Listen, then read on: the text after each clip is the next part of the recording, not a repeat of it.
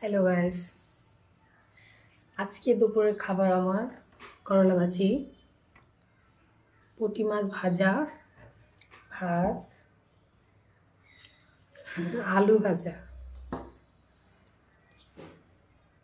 ডাল। ডাল দিয়ে আলু ভাজা দিয়ে খাবো। আগে করলা ভাজি আর এটা দিয়ে খাবো। খাই।